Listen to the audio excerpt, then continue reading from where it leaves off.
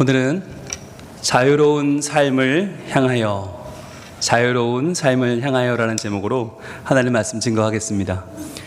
여러분, 지난 한 주 동안 추석 연휴 잘 지내고 오셨습니까? 네. 여기서 잘 지냈다는 게 여러분 잘 드시고 잘 주무신 게 아니라는 건 아시죠? 네. 우리가 받은 말씀을 잘 묵상하시고 더 깊이 있게 그 말씀을 만나시고 또 삶을 통해서 그 말씀을 경험하셨는지를 묻는 거잖아요. 여러분, 이게 쉽지 않아요, 그죠? 그냥 주일날 한번 말씀을 듣고 좋은 얘기 들었다 지나가면 참 좋은데, 매주 복습을 시키고 매주 확인하고, 여러분 이런 과정이 불편하실 거예요. 그런데 말씀은 불편하게 받는 게 맞아요. 왜냐하면 우리가 말씀이 너무 편해요. 말씀이 너무 아무렇지 않아요. 그러다 보니까 말씀을 받아도 달라지지 않는 내가 안타깝지 않은 거예요. 그러다 보니까 우린 너무 엉뚱하게 자유로워요. 정말 자유로운 게 아니고 자유롭지 않아야 되는데 자유롭단 말이죠. 진정한 자유를 찾는 길을 오늘 좀 우리가 찾아보려고 합니다. 지난주 말씀 띄워주시죠. 지난주에 우리는 갈등 해결의 은혜라고 하는 말씀을 나눴어요. 인간의 삶이 함께 만나서 좋은 일만 있으면 참 좋겠는데, 만나면 만날수록 오해가 생기고 갈등이 생기더라는 거죠. 그래서 은혜 중에 은혜가 뭐냐면 갈등이 해결되는 은혜인데, 어떻게 갈등을 해결할 수 있을까라고 하는 말씀을 지난주에 우리가 나눴습니다. 추석이니까 먹을 것도 많고 풍성하고 서로 만나면 기분 좋고 행복하면 좋은데, 나 그분 때문에 가기 싫어, 나 그분 때문에 힘들어, 이런 분들이 너무너무 많잖아요. 오늘도 교우분들을 만나면서 그런 이야기를 나눴어요. 참 어려웠다, 참 버텨냈다, 이런 이야기들을 하시더라고요. 버텨내는 명절이 우리에게 너무너무 많다. 왜 그럴까? 바로 갈등의 문제가 있다는 거죠. 갈등, 이 문제를 어떻게 해결해야 될까? 지난주 우리가 말씀을 통해서 지혜를 얻었는데, 바로 감정을 내려놓고 목적에 집중하라 하는 말씀이었어요. 이게 참 쉽지 않아요. 그러나 우리가 감정 때문에 놓치는 게 너무 많다. 그래서 일단 감정을 내려놓고 목적에 집중해보자라는 말씀을 나눴는데, 지난주의 주인공은 아람의 장수 나하만이었습니다. 나라를 구한 공신, 그러나 그는 나병 환자였다. 이게 우리의 현실이라고 그랬죠. 유능하고 잘해요. 그런데 알고 보면 우리는 죽을 운명, 결국엔 무능한 것이죠. 우리가 뭔가 할 수 있다고 말하지만 결국 우리는 다 나병 환자다. 근데 그랬던 그가 엘리사를 찾아왔는데, 엘리사가 나와보지도 않고 그에게 가서 요단강에 7번 몸을 씻어라 말을 하니까 기분 나쁘잖아요. 아니 내가 말이야 이런 취급받으려고 이런 조그만 나라 소국에 왔나? 야, 우리나라 아랍 나라에 훨씬 더 강이 깨끗한데 이런 더러운 요단강에 내가 씻자고 여기까지 왔냐? 그래서 몸을 돌려서 분노하여 떠나고 맙니다. 몸이 먼저 반응하는 거죠. 근데 여러분, 떠나려고 했던 게 아니라 떠나버렸어요. 결정했어요. 나 안 해, 나 이런 거 못해. 그리고는 결정한 거예요. 떠났어요. 그런데 그때 그가 뭘 놓쳤어요? 감정 때문에, 감정에 상해서 목적을 놓친 거예요. 목적을 잊어버렸죠. 여러분, 이럴 때 우리가 너무 많다고 하는 거예요. 기분 나빠서 못 해먹겠다, 나 도저히 안 하겠다, 나 못한다, 이런 마음이 우리에게 얼마나 많이 들어요. 이게 감정에 상해서 목적을 잃어버린 것인데, 그때 종들이 그를 말리죠. 아니, 더한 일을 하라고 했을 텐데 까짓거 물에 들어가 씻는 게 뭐 어렵습니까? 이왕 맨날 씻는 거 더 씻으면 되죠, 합시다 라고 이야기하니까, 그때 비로소 나하만이 그 얘기를 듣죠. 지금까지 그의 자존심이었던 투구와 그의 갑옷과 그의 칼을 다 내려놓습니다. 그러자 뭐가 드러납니까? 그의 상처받은 몸이 그대로 드러나는 거죠. 칼에 맞고 창에 찔리고 도끼에 맞은 그 울퉁불퉁한 살들이 다 드러나고, 그 삶을 살아온 어마어마한 아픔들이 드러나게 되고, 그러면서 동시에 그의 나병에 걸린 죽을 수밖에 없는 몸이 다 드러나는 거죠. 그의 약함을 드러내는 순간 그는 물속에서 또 다른 은혜를 경험합니다. 바로 하나님의 사람의 말대로, 즉 하나님의 말이 대언된 대로 요단강에 7번 몸을 잠궜다 그랬어요. 왜 씻지 않고 잠궜다고요? 씻을 수가 없었다고 그랬죠. 왜? 하나님이 나를 씻어주셔서, 누군가가 나를 씻어주셔서. 내가 나를 씻은 게 아니라 하나님이 말씀을 통해서 그의 몸을 씻어주시는데, 그 경험이 너무나 놀랍고 새로워서 그는 씻을 수 없었다. 그의 몸을 잠글 뿐이었다. 하나님이 그의 몸을 만져주시니 어떻게 됐어요?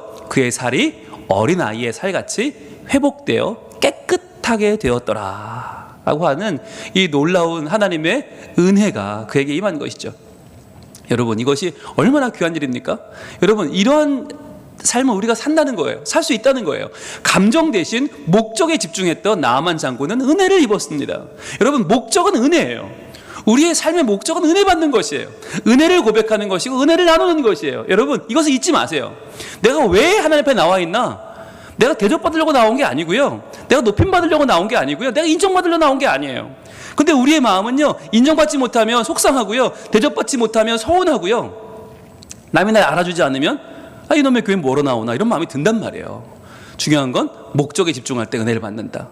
우리의 마음은 기분 나쁘고 자존심 상하고 분노, 시기, 질투, 아픔, 억울함, 너무너무 많은 감정이 있죠. 어떻게 하라고요? 일단 박스를 하나 준비하셔서 우리의 감정을 다 이 박스에 넣으라고 그랬죠. 다 넣으세요. 그리고 감정을 일단은 박싱을 하시고 그 다음에 무엇을 향해서? 목적을 향해서 달려가야 된다. 감정 때문에 우리의 목적을 놓쳐서는 안 된다. 목적은 바로 은혜다라는 말씀 나눴죠. 그러면서 추석에 대한 우리의 목적이 하나, 유일한 목적이 있음을 지난주에 나눴습니다. 뭐였어요? 우리의 목적은 뭐였어요? 바로 풍성한 은혜를 입는 것, 그리고 그 풍성한 은혜를 전하는 것이다 라고 했잖아요. 여러분, 어떻게 은혜를 많이 입으시고 그 은혜를 많이 전하셨어요? 네, 저는 오늘이 실은 저희 아버님이 돌아가신 지 3년 되는 기일입니다. 그래서 지난 추석에 저희 고모님을 배웠거든요. 유일한 혈육이 저희 아버님 쪽으로는 고모님인데 80이 넘으신 그분이 저희 가족에 가서 함께 식사하고 같이 웃고 이야기를 나누는데 그런 말씀 하시더라고요. 내가 지금까지 사는 날 중 제일 좋은 날이다, 오늘이. 야, 그런 말씀 하시는데 얼마나 마음이 뭉클하던지요. 내가 이런 날 보려고 살았구나, 오늘 정말 내가 내 생에 가장 좋은 날이다, 이런 말씀 하시는데, 야, 너무너무 뿌듯하고, 마치 우리 아버님을 그 누님이죠, 그리고 고모님을 통해 뵙는 것 같고, 많이 그 아버님 생각을 하면서 하나님이 내 마음에 위로를 주시는구나, 그런 은혜를 저는 경험했습니다. 여러분, 어떤 은혜를 입으셨나요? 어떤 은혜를 나누셨나요? 우리가 준비해야 된다고 그랬죠. 이런 명절에 준비해야 된다. 뭘 준비합니까? 너희 마음에 그리스도를 주로 삼아 거룩하게 하고, 즉 우리의 마음이 주님께 열려야 된다는 거잖아요. 그래서 주님이 오셔서 주님이 우리 가운데 거룩하게 되시는 게 제일 먼저고, 그 다음에 뭐요? 너희 속에 있는 소망에 관한 이유를 묻는 자에게는 분명히 있다는 거잖아요. 아니 동서, 아니 형님, 왜 그렇게 행복하세요? 어떻게 그렇게 이겨낼 수 있어요? 어떻게 이렇게 어려움을 버텨내세요? 라고 하는 소망을 묻는 자들에게는 대답할 것을 항상 준비하라. 여러분, 이게 중요해요. 어떤 때만이 아니에요. 항상 준비되어 있어야 돼요. 무엇이? 온유와 두려움으로 하고, 온유함으로 대답하고 두려움으로 대답하는, 하나님을 경외함으로 대답하는 이 말이 늘 준비되어 있어야 된다. 여러분, 그래야 우리 안에는 갈등을 넘어서서 서로 은혜를 나누는 복이 임한다라고 하는 말씀을 지난주에 나눴습니다. 여러분, 어떡해요? 예, 한 주간 동안 이 말씀을 여러분 실천하시면서 열심히 도전하시면서 사셨죠? 네, 좋아요. 네, 여러분 걱정하지 마세요. 제가 여러분 마음까지 읽을 수는 없어요. 근데 적어도 여러분 눈빛이 말하고 있어요. 네, 말씀 따라 살려고 노력하고 계신 모습들을 보니까 너무너무 뿌듯하고, 여러분 제가 보는 게 중요한 게 아니잖아요. 하나님께서 여러분을 지금 보고 계십니다. 하나님께서 말씀하실 것입니다. 그리고 우리의 부족한 부분들을 하나님이 채워주실 것입니다. 여러분, 우리가 해도 안 되는 부분도 있어요. 네, 어떤 때는 정말 내가 갈등하고 싶지 않은데, 때로는 감정을 내려놓고 목적에 집중하고 싶은데도 안 되는 경우들이 있죠. 왜 그럴까? 오늘 그 말씀을 좀 나눠보려고 해요. 오늘 말씀 띄워주시죠. 오늘의 제목은 자유로운 삶을 향하여입니다. 자유로운 삶. 정말 우리가 내 자신의 연약함을 뛰어넘는 진짜 신앙인다운 삶을 살고 싶잖아요. 내 문제에 더 이상 얽매이지 않고 이 문제를 뛰어넘고 싶잖아요. 그런데 이게 안 돼요. 아무리 예수를 열심히 믿었는데, 잘 믿었는데, 믿으면 믿을수록 왠지 우리는 더 연약해지고 더 초라해지고 더 작아지는 모습들이 우리에게 있잖아요. 왜냐하면 예수를 믿어도 해결되지 않는 문제들이 있으니까. 예수를 믿는데 내 직장은 맨날 잘려, 내 직장은 맨날 불안정해, 언제 내가 직장에 이를지 모르는 삶이 계속 반복된단 말이죠. 분명히 예수를 믿는데 내 병은 낫지 않고, 내 병은 더 악화되고, 내 병은 더 심해진단 말이죠. 예수를 믿는데 떠나간 우리 아들은 돌아올 줄 몰라요. 내 딸은 왜 저렇게 이야기하는지 나는 이해할 수가 없다. 여러분, 이게 우리에게는 너무나 큰 문제 아니에요? 여러분, 이러한 삶을 우리가 살고 있는데, 그렇다면 어떻게 하면 우리가 이 문제를 뛰어넘는 자유로운 삶을 살 수 있을까 하는 거잖아요. 여러분, 우리가 자유하지 못하는 이유를 하나 알려드릴게요. 그게 뭐냐? 바로 화 때문입니다. 이게 한국 사람의 정말 누구나 가지고 있는 이 감정인데, 내 삶을 망치는 가장 큰 감정 바로 화 아니에요? 이 화의 중심이 뭡니까? 내가 누군데 이거 아니에요. 내가 낸데 왜 내가 이렇게 열심히 사는데 왜 나는 내 원하는 대로 되지 않을까? 왜 내 삶은 풀리지 않을까? 왜 내 삶은 막혀 있는 걸까? 왜 답답한 마음이 있어요? 왜 나만 이렇게 무기력할까? 왜 나만 이렇게 안 되는 걸까? 잘 믿고 싶은데, 정말 잘 살고 싶은데 믿는 것도 부족하고 사는 것도 부족한 나는 어떻게 하면 좋을까? 여러분, 이게 우리 모두의 고민이에요. 자, 여러분, 이 화라는 것이 점점점 커져요. 그래서 화는요, 모든 감정을 죽여버려요. 사랑하는 마음도, 화합하는 마음도, 겸손한 마음도 다 쓸어버릴 수 있는 큰 불덩어리가 화거든요. 이 화는요, 부부관계를 망치고 자녀관계를 망치고 모든 관계를 다 그 불로 살라버려요. 그런데 이 화가 누구에게 있느냐가 중요한데, 누구에게 있느냐, 이게 불신자들에게 있는 게 문제가 아니에요. 문제는 신앙생활을 열심히 하는 사람들에게 이 화가 있어요. 왜냐하면 신앙적 열심히 있어요. 교회 열심히 나오고요, 예배 열심히 드리고요, 이 코로나 와중에도 교회 와서 예배하고요, 차량대 서고요, 교사하고요, 뭐 진짜 체온 재는 것도 하고 열심히 봉사한단 말이죠. 그런데 나는 이렇게 열심히 하는데 왜 하나님은 나에게 응답하지 않으실까? 이렇게 열심히 사는데 왜 세상은 나를 인정하지 않을까? 여기서 우리의 마음은 점점 더 무너지는 거예요. 이렇게까지 열심히 살면 하나님이 기도마다 응답하고 내가 여기 있다, 내가 너와 함께한다, 아니 다 잘 돼야 되는 거 아닌가? 게다가 이렇게 신앙생활 열심히 하면 안 믿는 사람들이 나를 보고 존경하고 대단하다고 말해주고 우러러봐야 되는 게 아닌가? 근데 오히려 교회 다닌다고 하면 손가락질하고, 직장에서 맨날 교회 가는 사람 손들라고 하고 교회 가지 말라고 하고 지적하고 나를 괴롭히고 핍박하고, 너무너무 힘들단 말이죠. 정말 내가 하나님께 의지하고 이만큼 하면 하나님이 짠 나타나셔서 뭘 도와줄까? 3가지 소원을 말해봐라 이래야 될 것 같은데 하나님 그런 일은 없단 말이죠. 왜 이럴까? 우리의 신앙적 열심과 화가 만날 때 우리는요, 자유를 잃어버려요. 우리 안에 있는데 큰 하나님을 향한 그 영적인 자유를 잃어버리고 우리는 시험에 들고 말 때가 참 많이 있습니다. 이게 우리의 현실이에요.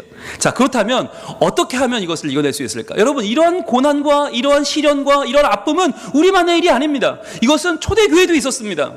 초대교회도 분명히 예수님께서 십자가 지시고 죽으시고 부활하시고 나타나시고 약속하시고 승천하셨어요. 그럼에도 불구하고 분명히 예수님이 승천하셨으면 이제 승리해야 되는 거 아니에요. 그런데도 로마의 압제는 점점 더 심해지고 박해는 심해지고 숨어도 끌려가 잡히고 죽고 목숨을 잃고 온 가족이 불에 타서 숨지는 경우가 너무 많았단 말이죠. 자, 이러한 자들에게 주신 말씀이 바로 오늘의 본문입니다. 베드로전서 4장 12절 말씀을 같이 읽어봅니다. 시작. 사랑하는 자들아, 너희를 연단하려고 오는 불시험을 이상한 일 당하는 것 같이 이상히 여기지 말고, 이렇게 시작해요. 여러분, 여기서 이 베드로 사도가 예수님과 얼마나 가까이 있었습니까? 예수님의 말투를 얼마나 닮았겠어요. 3년을 그분을 따라다녔는데 예수님의 말투를 이야기합니다. 사랑하는 자들아. 여러분, 이 말투는 예수님 말투 아닙니까? 아가페코이라고 하더니 아가페코이, 이게 하나님의 사랑, 아가페, 너무너무 큰 사랑으로 너희를 사랑하는 그 사랑하는 자들아 했으면 여러분, 그 다음 말이 뭐가 나와야 됩니까? 복이 나와야 되는 거 아니에요. 야, 너희가 잘 되고 잘 될 것이다, 모든 병이 낫고 부자가 되고 성공하고, 그 얘기가 아니에요. 사랑하는 자들아 하고 그 다음 말이 뭐냐면 너희를 연단하려고 오는 불시험을 이상한 일 당하는 것 같이 이상히 여기지 말라는 거예요.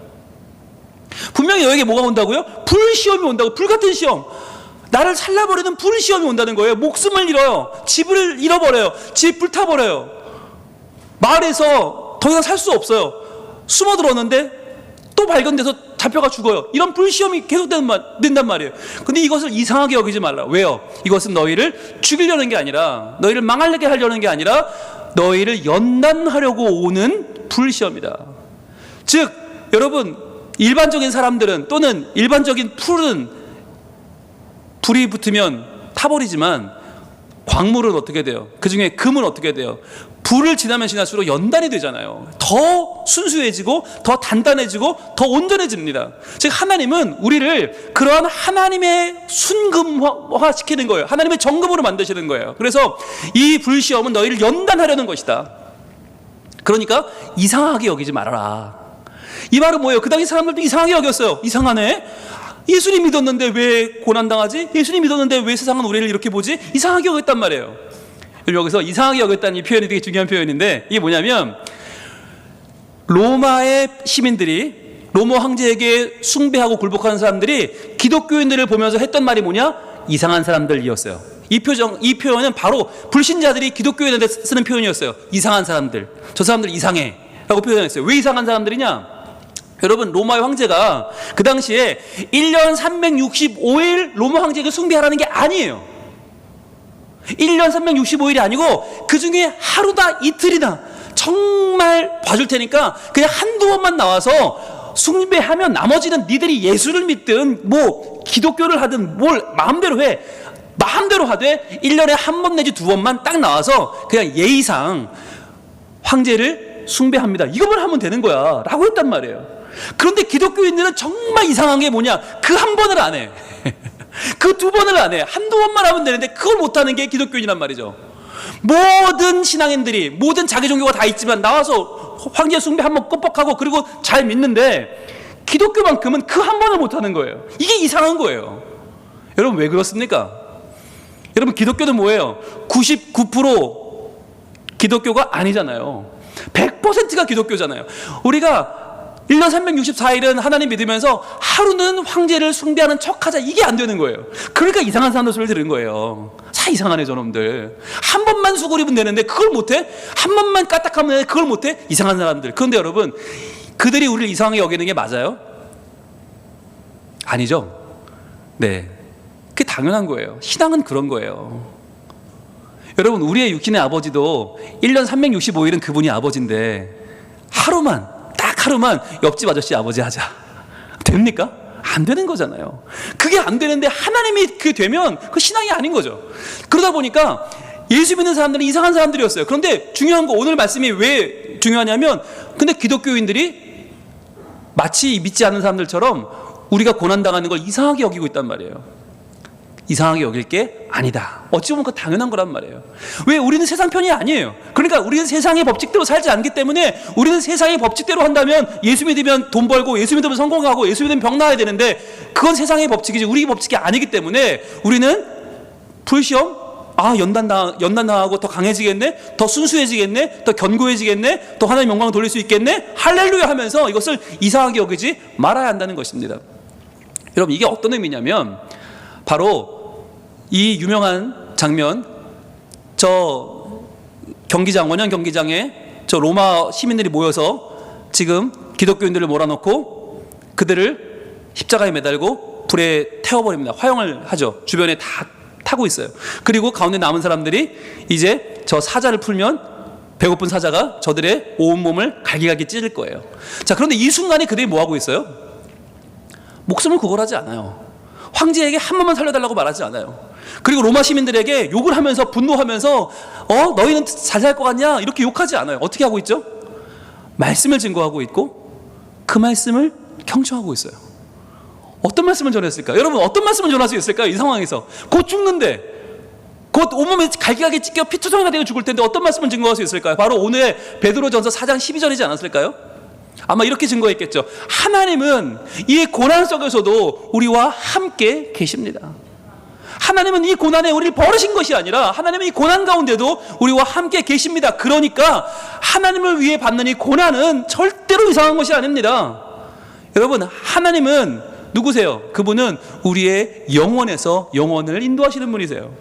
그러니 그분의 품은 영원할진데 여기서 우리가 죽는다고 하나님이 모자란 분이 아니고 하나님 나라가 이상한 나라가 아니라 여기서 끝나버리는 우리의 삶이라고 바라보는 저 사람들이 이상한 것이지, 우리는 하나님의 사람들로 온전히 서게 될 줄 믿습니다 라고 외치는 거죠.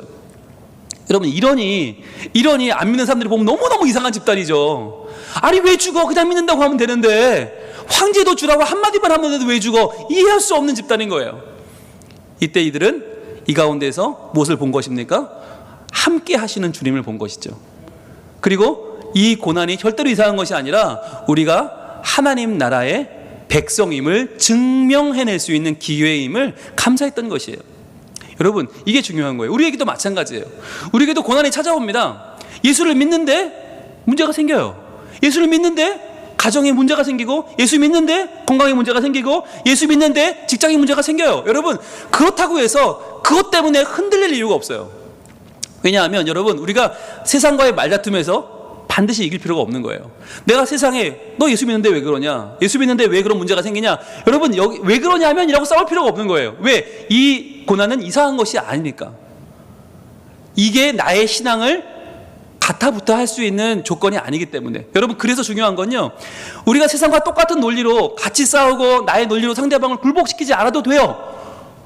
여러분, 우리의 고난을 자꾸 우리가 변론할 필요가 없어요. 내가 예수 믿는데 왜 이런 어려움을 겪냐면 이라고 말할 필요 없어요. 왜? 그 고난 자체는 나를 연단하려는 하나님의 방법임을 이미 우리는 믿기 때문에.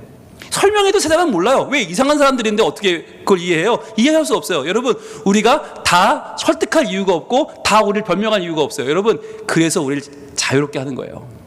이게 우리를 자유롭게 하는 거예요. 여러분, 이상한 게 아니니까. 사람들은 말해요. 야, 너 예수 믿는다면서 왜 그러냐? 이상하게 여겨요. 우리는 이상하게 여기지 않아요. 아, 이것은 우리가 하나님 나라에 더 가까이 가는, 우리를 연단하시려는 하나님의 불시험이다. 우리는 이것을 너무나 자연스럽게 받아들이고 그 가운데에서 뭘 발견해요? 하나님의 자유를 발견하는 거예요. 자, 그러면서 오늘 말씀이 이렇게 또 이어집니다. 13절 같이 읽어봅니다. 시작. 오히려 너희가 그리스도의 고난에 참여하는 것으로 즐거워하라. 이는 그의 영광을 나타낼 때에 너희로 즐거워하고 기뻐하게 하려 함이라. 아멘. 여러분, 이게 이유예요. 우리에게 고난이 찾아오는 이유는 뭐냐? 어떻게 해요? 오히려 즐거워하라. 이상하게 여기지 말고 어떻게 해요? 오히려 즐거워하라. 여러분, 이게 예수 믿는 사람의 가장 큰 특징이에요. 가장 큰 특징. 여러분, 사람이 고난당할 때는요, 다 넘어집니다. 고난당하면요, 다 약해집니다. 고난당하면 다 그동안 믿었던 신념들을 내려놓게 되어 있어요. 그런데 이상하게도 하나님 믿는 사람들은 어떤 사람들이냐? 고난을 당하면 즐거워한단 말이에요. 이게 놀라워요. 왜? 그것이 무엇이기 때문에? 너희가 그리스도의 고난에 참여하는 것이기 때문에. 여러분, 이게 가능합니까? 우리가 예수님의 고난에 참여한다, 이게 가능해요? 우리가 십자가 지고 우리가 온몸에 못 박히고 피 철철 흘리고 홀딱 벗겨져서 십자가 다는 게 가능합니까? 불가능한 거 아닙니까? 그것도 나의 죄를 위해서가 아니라 모든 인류의 죄를 위해 십자가에 달려 죽는다? 불가능한 일이에요. 그런데 여러분, 놀라운 사실은 불가능한 그 일을 하나님은 우리에게 가능하다고 봐주신다는 거예요. 어떤 것을? 우리의 고난을 당하고 고난을 이기는, 고난을 버텨내는 그 모습을 통해서 하나님은 그 모습이 예수 그리스도의 십자가에 동참하는 것으로 하나님이 봐주신다는 거예요. 이게 중요한 거예요. 여러분, 하나님의 긍휼의 손길은, 하나님의 긍휼의 눈길은요, 우리의 고난을 보면 어떻게 말씀하시는가? 아, 너희가 예수의 십자가를 함께 지고 있구나 라고 봐주신다는 거예요. 이게 어마어마한 하나님의 눈길이에요. 하나님의 시선은 놀라운 거예요. 자, 그래서 우리는 오히려 즐거워한다. 그러면서 정말 중요한 거, 여러분, 우리 인생의 자유함을 누리는 핵심 중에 핵심이 뭐냐? 바로 그의 영광이에요. 그의 영광. 헬라어는 독사라고 합니다. 독사. 이게 막 뱀 독사가 아니고 영광이 독사거든요. 그의 독사를 나타낼 때에 너희로 즐거워하고 기뻐하게 하려 함이라. 기뻐한다는 말이 뭐냐면 이것이 하나님을 영화롭게 한다는 말이에요. 하나님을 영화롭게 하고 하나님을 높인다는 말인데, 이것이 아갈로라는 단어인데, 아갈로라는 이 헬라어 기뻐하다, 이것은요 하나님의 영광, 독사에 항상 붙어 나오는 단어인데 그 영광을 높이고 그 영광을 아름답게 영화롭게 하는 거예요. 여러분, 이것이 우리가 자유할 수 있는 이유예요. 여러분, 자유는요 내가 잘나서 자유롭게 되는 게 아니에요. 내가 뭐 능력이 있어서 마음껏 이 고난을 이길 수 있는 힘이 있으니까 자유하게 되는 게 아니라, 뭐냐면 나는 고난 중에 있지만, 나는 지금 연약하지만, 나는 죄 가운데 있지만, 그러나 우리 하나님이 너무나 영화로운 분이기에 그분의 영광을 바라볼 때 우리는 비로소 자유할 수 있다는 거예요. 왜냐하면 그분이 나를 지으셨고 그분이 나를 섭리하시고 내 삶을 인도하시고 마침내 나를 구원하실 그분이 바로 너무나 영화로운 분이기 때문에 그분의 영광을 알고 찬양하는 것 자체가 너무나 소중한 거예요. 그래서 그것을 세상에 비할 수가 없기 때문에 우리는 그것을 아갈로 하는, 기뻐하는, 높이고 영화롭게 하는 것, 그것이 바로 우리가 참 자유의 길을 걷게 되는 방법이라는 거죠. 여러분, 그래서 이것을 바꿔 말하면 그의 영광을 기뻐하는 것, 그의 독사를 아갈로 하는 것은 뭐냐면 바로 확대해서 보여주는 것이다. 하나님을 세상에 확대해서 하나님을 보여주는 거라는 거예요. 여러분, 이 말은 제가 한 말이 아니고 아주 유명한 분인데요, 존 파이퍼라고 하는 미국의 침례교 목사님은, 이 베들레헴 교회를 목회하시는 그 존 파이퍼 목사님, 기쁨의 신학자로 유명하신데 주님 안에 누리는 기쁨을 강조하는 이 존 파이퍼 목사님이 하신 말씀이에요.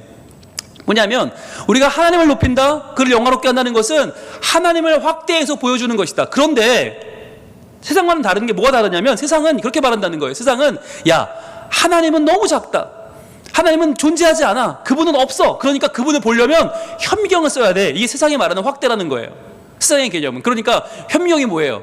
눈에 보이지도 않는 저 작은, 정말 어마어마하게 작은 세포를 보기 위해서 현미경으로 확대해서 간신히 보듯 그렇게 보는 것이 세상이 바라보는 하나님 신관이라는 거죠.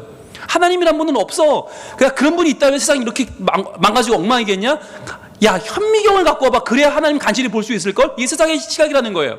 근데 어떤 분들은 이렇게 하나님을 바라보는 분들이 있어요. 실제로 그분은 너무 작으셔서, 하나님은 너무 미미하셔서 우리가 도움을 드려야 돼. 그래서 현미경으로 갖다 대야만 그분이 간신히 실제보다 더 크게 볼 수도 있어 라고 하는 신앙인들이 있다는 거예요. 그런데 존 파이퍼 목사님은 그것이 아니라고 말합니다. 그럼 도리어 뭘까요? 하나님을 확대해서 보여주려면 뭐가 필요할까요? 현미경이 아니라 그분을 보려면 천체 망원경이 필요한 것이죠. 여러분, 천체 망원경이 뭘 합니까? 천체 망원경으로 뭘 보죠? 밤하늘의 별을 봅니다. 근데 여러분, 밤하늘의 별이 어떻게 보여요? 밤하늘의 별이 정말 미세한 점으로 보이죠? 점이 찍혀 있어요. 근데 그 점이 실제로 점일까요? 여러분, 그 점들이요, 실제로는요 몇억 광년을 지나온 것이고, 어떤 것은 몇십억 광년, 몇백억 광년을 지나온 것입니다. 어마어마한 거죠. 그 별 하나가 우리가 상상할 수 없는 크기예요. 미세한 점이 아니라 그 점 하나가 뭐예요? 그 별이 알고 보면 우리가 살고 있는, 우리가 속한 태양계보다 훨씬 더 큰 별들이 많다는 거죠. 그냥 태양과 비슷한 정도가 아니라, 우리가 사는 지구랑 비슷한 정도가 아니라 모든 태양계를 다 합한 것보다 더 큰 별들이 어마어마하게 많다는 거예요. 작게 빛나는 점 하나가 말이죠. 즉, 그러니까 우리가 볼 때는 너무나 작은 점으로 보이지만 그것을 망원경으로 확대해서 보면 와, 어마어마한 별이구나. 여러분, 이게 뭐냐면 바로 하나님을 바라보는 게 그렇다는 거예요. 우리가 볼 때는 하나님이 힘이 없어 보여요. 무슨 하나님이 돈도 안 갖다 주고, 무슨 하나님이 병도 안 낫게 하고, 하나님이 무슨 아들 문제도 해결 못하고, 그런 하나님이 뭐 어딨어? 우리 쉽게 말하잖아요. 그런데 그 점 같은 하나님을 믿음의 눈으로 보면 어마어마한 거죠. 그분이 와, 천지 만물이 그분의 것이네. 와, 그분께 만물이 그분께 말미암았고 그분에게 향하고 있고 그분이 모든 것의 목적이네. 와, 여러분, 이게 바로 하나님께 영광 돌리는 것, 그분의 독사를 아갈로 하는 것, 그분의 삶을 온전히 알고 믿고 찬양하는 것이라고 존 파이퍼 목사님은 말씀하는 것입니다. 그렇다면 우리가 어떻게 그 영광을 드러낼 수 있을까요? 바로 우리가 그 하나님을 하나님으로 보여주는 거예요. 하나님을 하나님으로 보여주는 거예요. 여러분, 하나님이 고작 내 고난을 해결하는 분 정도가 아니에요. 그분은 나의 심부름꾼이 아니에요. 그분은 나의 집을 도와주는 집사가 아니에요. 그분은 너무너무 크신 분이고, 그분은 온 세계 만물을 지으셨고 이끌어 가시고 마침내 완성하실 하나님이세요. 그 하나님을 보여주는 것이 진정한 자유라는 거예요. 진정한 자유는 내가 뭐 해결됐습니다, 내 자식 문제 해결됐습니다, 내 돈은 생겼습니다, 이게 고백이 아니고, 진정한 자유는 하나님을 하나님으로 보여주는 것, 그분이 얼마나 크신 분인지, 그분 외에는 우리 삶에 전혀 목적이 없고 그분이 아니면 우리 삶에 의미가 없음을 보여주는 것이 바로 참 자유를 여러분, 우리가 세상 가운데 보여주는 일입니다. 그분은 누구십니까? 그분은요, 누구의 상상보다 크신 분이에요. 여러분, 아무리 큰 거 상상해도 그 이상이세요. 그분이 너무나 크셔서 우리는 그분을 못 느끼고 살아요. 여러분, 그 누구의 상상보다도 영화로우신 분, 영광스러우신 분, 그분을 우리가 만났다는 거 아니에요? 이게 얼마나 엄청난 일이에요. 여러분, 우리가 간증이라고 하는 것들이 보면 사실 너무나 작은 걸 간증하는 거예요. 뭐 돈이 없었는데 기도했더니 하나님이 돈 보내주셨다. 여러분, 하나님이 몇십만 원, 몇백만 원짜리 하나님입니까? 내가 이 뭐 어떤 소송의 문제를 갖고 있었는데 이게 너무 어려웠는데 기도했더니 하나님이 그 문제 풀어주셨다. 여러분, 하나님이 그 정도입니까? 아니거든요. 우리는 하나님을 너무 작게 만들어요. 하나님은 내 문제를 치료하는 분, 내 문제를 해결하는 분, 그 정도로 작게 만들어요. 그렇지 않다는 거예요. 진정한 자유는 그분이 얼마나 크신 분인가를 알고 그 영광을 우리가 바라볼 때 찾아오는 것이에요. 우리의 현실만을 넘어서, 아니요, 우리의 미래, 우리의 영혼까지도 그분이 모든 것을 준비하시고 예비하고 계시다는 것이에요. 그분을 만날 때 참으로 우리는 누릴 수 있는 자유가 있어요. 여러분, 세 가지가 있는데 오늘 분명히 정리할 세 가지는 뭐냐면, 우리가 하나님의 영광을 통해서 자유할 수 있는 방법이 무엇인가? 첫 번째는 바로 말씀입니다. 말씀. 여러분, 하나님의 말씀이 왜 중요하냐면, 하나님의 말씀 속에는요, 하나님의 영광을 아는 지식이 가득해요. 여러분, 성경 외에는 하나님의 영광을 알 수 있는 길이 없어요. 그렇잖아요. 우리는 살면서 성공해도 다 내가 했다고 그러잖아요. 오늘 하루 밥 3끼 먹었어요. 내가 번 거지. 오늘 하루 문제없이 살았어요. 내가 노력했잖아. 그런데 여러분, 성경은 뭐라고 말해요? 그렇지 않다고 말해요. 창조주 하나님을 말하고, 섭리자 하나님을 말하고, 모든 것의 중심인 하나님을 증거합니다. 하나님의 말씀, 이 성경만이 하나님의 영광을 알게 해줘요. 이 아는 것이 뭐냐면 바로 자유의 시작입니다. 우리의 자유가 시작되는 그 자리는 어디냐? 하나님 말씀을 받는 자리예요. 그래서 여러분, 이 시간이 중요한 거예요. 말씀을 받으면 그 말씀이 내게 역사하기 시작합니다. 말씀이 나의 모든 이 삶의 구조를 다 바꿔놓는 거예요. 그 전까지는 중심은 나였어요. 내가 해야지, 내가 뭔가를 할 수 있어. 아니요, 내가 아니라 하나님이 모든 영광을 받으시고 그분이 모든 것을 움직이신다. 이제 우리의 자유의 시작이 여기서부터 시작되죠. 두 번째는 무엇입니까? 바로 그의 영광을 높이는 것, 바로 예배입니다. 여러분, 예배가 왜 중요한가? 우리가 예배의 자리에서 찬양하고 기도하고 말씀에 반응하고 하나님을 높이는 이것이 뭐냐면, 우리의 자유가 점점 더 확장되는 거예요. 여러분, 이게 알무로 굳어있는 우리의 하나님을 아는 지식이 점점 우리의 마음으로 이제 퍼져나가는 거죠. 마치 심장이 불끈 이 심장이 뛰면서 우리의 온몸으로 다 피를 보내주는 것처럼, 적혈구와 백혈구가 에너지가 뿜어져 나가는 것처럼, 그렇게 예배를 통해서 우리의 삶이 온전히 하나님의 영광으로 가득 차게 되는 거예요. 여러분, 그래서 이 시간이 중요합니다. 우리가 기도할 때, 찬양할 때, 예배할 때 마음껏 하나님을 경배하고 우리의 모든 몸과 마음과 전심으로 주님을 예배해야 될 이유가 어디 있는가? 여러분, 그래야만 우리가 진정한 자유가 확장되는 거예요. 여러분, 그래서 예배에 나오는 게 중요합니다. 여러분, 오늘 이 자리에 나와 계신 분도 계시고, 어떤 분들은 온라인 예배를 드리는 분도 계세요. 예, 유튜브를 통해서 예배를 드리는 분도 계시는데, 여러분, 정말 드리고 싶은 말씀이 뭐냐면, 여기에 나올 수 있으면 반드시 나오셔야 되고, 만약에 불가피하게 나올 수 없다, 불가피하게, 그렇다면 여러분, 여러분이 드리는 이 온라인 예배는 결코 TV 보듯이 하시면 안 됩니다. 결코 유튜브 콘텐츠를 보듯이 하시면 안 됩니다. 비록 무엇을 통해 예배하시든지, 어떤 매체를 통해 예배하시든지, 여러분은 지금 여러분의 모든 삶으로 하나님을 영화롭게 하고 있는 것입니다. 그렇기 때문에 어떻게 해요? 여러분, 너무너무 우리의 삶이 전 존재가 다 하나님께 집중해야 되는 거예요. 저는 그렇게 부르고 싶어요. 온라인 예배는 심폐소생술이다, CPR이다. 네, 그렇게라도 살려야 되니까 하나님이 온라인 예배를 주시는 거예요. 그렇게라도 우리가 살아야 되니까, 죽으면 안 되니까. 이거 진짜 인공호흡이에요, 여러분. 그러니 가능하면 현장 예배를 드리시고 나오시고, 혹시나 나오시지 못한다면 정말 여러분의 심폐소생술을 받는 그런 마음으로, 인공호흡하는 마음으로 온라인 예배에 참여하시기를 여러분 부탁을 드립니다. 왜냐하면 하나님의 영광, 이 영광이 빠지면 예배는 아무것도 아니에요. 마치 설교를 쇼핑하듯이, 이 설교를 내가 감상하듯이, 설교를 한 번 들어주듯이 여러분 예배를 드리신다면 그 예배는 아무것도 아닐 수 있어요. 주의 영광을 높임으로 우리의 자유가 확장됩니다. 그리고 마지막으로 무엇일까요? 바로 우리의 삶입니다. 우리의 삶을 통해서 우리는 하나님의 영광을 나누며 살아갑니다.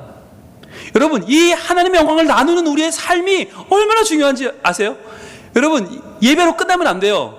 말씀을 알았다, 예배했다로 끝나면 안 되고, 그냥 내가 속 시원하게 예배했다, 그냥 눈물 한번 흘렸다, 감동 한번 받았다, 끝이 아니고, 이제 나가시는 여러분의 발걸음이 중요해요. 이제부터 모든 만남 가운데, 모든 모임 가운데, 모든 여러분이 속한 삶의 자리에서 하나님의 영광을 나누는 거예요. 그 영광을 이야기하는 거예요. 그분을 증언하는 거예요. 그분을 여러분 같이 쉐어링하는 거예요. 그러면서 우리의 자유가 비로소 견고해지는 것입니다.